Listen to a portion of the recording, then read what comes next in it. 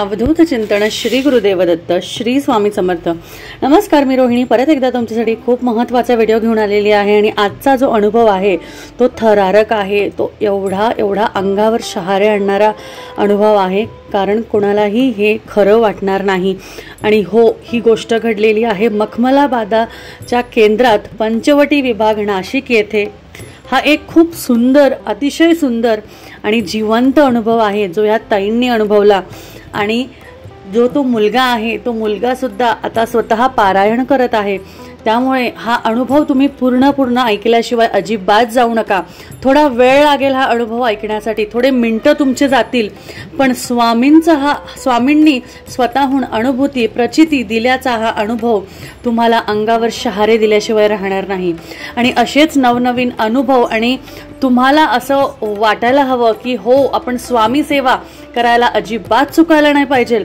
त्यासाठी असे खूप सुंदर आणि जिवंत अनुभव मी तुमच्यासाठी रोज घेऊन येणार आहे आणि येत आहे। त्यामुळे आपल्या चॅनलला सबस्क्राईब करायला आणि त्याचबरोबर व्हिडिओ आवडल्यास लाईक करायला, आणि सर्वात महत्त्वाचं स्वामींचं नामस्मरण म्हणजेच कमेंट बॉक्समध्ये श्री स्वामी समर्थ लिहिल्याशिवाय अजिबात जाऊ नका। स्वामींचं नामस्मरण जेवढं कराल तेवढे तुमची पुण्याई वाढेल। तर चला, आजचा जो हा स्वामी अनुभव आहे हा नक्की आपण बघूया की नक्की काय आहे। तर ताईंच्या शब्दात आपण बघूया की मखमलाबाद केंद्रातील सेवेकरी निकमताई यांचा मुलगा प्रशांत निकम एक दिवस मुंबईला मित्राबरोबर गेला असताना रात्रीच्या वेळेस कंटेनरने धडक दिली।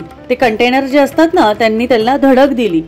लहान आणि मोठ्या मेंदूला मार लागून मेंदू त्याचा सरकला, डोक्याला खूप मार लागला आणि चेहऱ्याला सुद्धा खूप मार लागला। चेहऱ्याला मार लागून त्याचा रक्तप्रवाह हा खूप मोठ्याने सुरू झाला। कवटीला सुद्धा त्याचा मार लागला आणि दोन्ही डोळे जखमी होऊन अगदी आतमध्ये गेले। हा अपघात खूप भीषण, खूप जबरदस्त होता। हा अपघात होऊन तो मुलगा तिथेच त्याच ठिकाणी बेशुद्ध झाला। ठाण्याच्या हॉस्पिटलमध्ये त्याला ॲडमिट करण्यात आले आणि तेव्हा डॉक्टरांनी सांगितलं की हा मुलगा कोमामध्ये गेला आहे आणि हा कधी उठेल हे सांगता येणार नाही। 2 ते 3 दिवस काहीच त्याची हालचाल जाणवली नाही, त्याची कुठल्याच प्रकारे हालचाल झाली नाही। डॉक्टरांनी दुसऱ्याच दिवशी रिपोर्ट दिले की मुलगा हा गेलेला आहे आणि ह्याला हॉस्पिटलमध्ये ठेवून काहीही उपयोग होणार नाही। त्यामुळे तुम्ही याला घरी घेऊन जा आणि पुढची विधी करा। असे ऐकल्यानंतर आई वडिलांना जे रडू आले, जे रडू कोसळले, त्यांच्या पायाखालची जमीन गेली आणि त्यांना काहीही सुचेना। ते स्वामींचं नामस्मरण करत होते।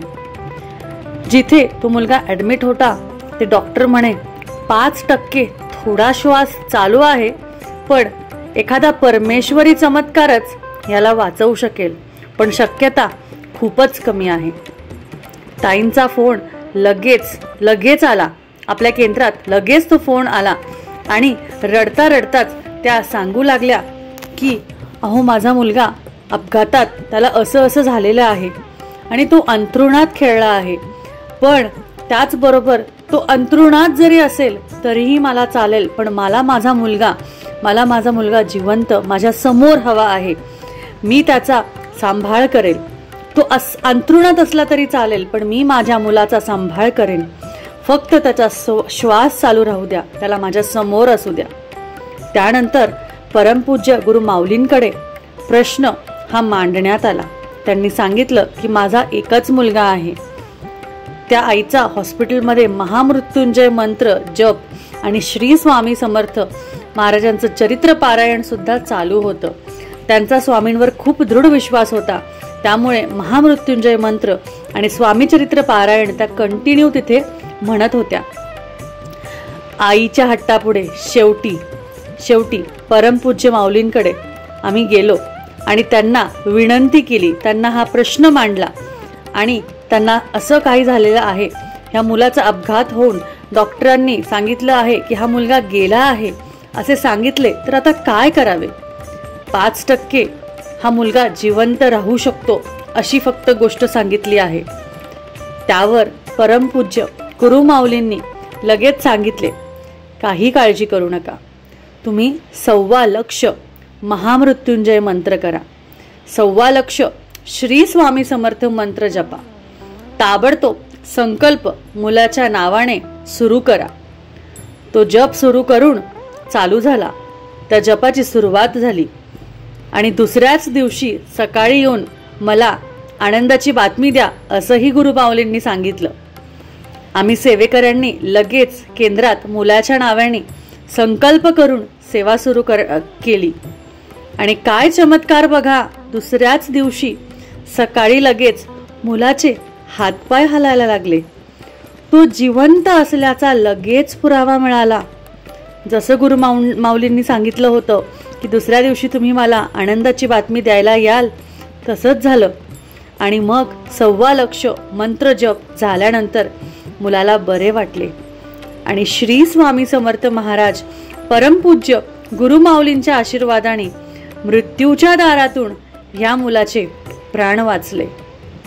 परमपूज्य माऊली गुरुमाऊली हे श्री स्वामी समर्थ महाराजांचे अवतार आहेत. दिंडोरी दरबारात ते त्यांचे कार्य करत आहे. आपण सर्व सेवेकऱ्यांनी मनापासून श्री स्वामी समर्थ महाराजांची सेवा मनापासून 100% जर का केली तर आपल्याला अनुभव नक्कीच येईल. त्यामुळे कधीही स्वामींवरचा विश्वास हा सोडू नका. आणि सांगायची मोठी गोष्ट अशी की आज रविवारी म्हणजे त्या दिवसाच्या दुसऱ्या रविवारी तो मुलगा स्वतःच्या पायाने चालत परमपूज्य गुरुमाऊलींकडे दिंडोरी दरबारात आशीर्वाद घेण्यासाठी आला. परमपूज्य गुरुमाऊलींनी त्याला आशीर्वाद दिले आणि दिंडोरी दरबारात गोशाळेमध्ये या मुलाने पारायण सुद्धा सेवेकऱ्यांबरोबर केले. त्यामुळेच म्हणतात ना, अशक्य ही शक्य करतील स्वामी, भिऊ नकोस मी तुझ्या पाठीशी आहे. ह्या वाक्याची खरंच आपल्याला प्रचिती आली आहे आणि खरंच होत्याचं नव्हतं असं झालेल्या एका ताईंच्या आयुष्यात सगळं परत आलं. त्यामुळे स्वामींवरचा विश्वास दृढ ठेवा आणि स्वामींची सेवा करायला कधीच आळस कंटाळा करू नका. तर ह्या अनुभवातनं आपल्याला भरपूर काही शिकायला मिळतं. त्यामुळे व्हिडिओ आवडला असेल तर नक्कीच लाईक, शेअर आणि सबस्क्राईब करा. परत भेटूया अशाच अजून नवीन एका व्हिडिओ बरोबर. तोपर्यंत काळजी घ्या. अवधूत चिंतन श्री गुरुदेव दत्त. श्री स्वामी समर्थ. जय जय स्वामी समर्थ.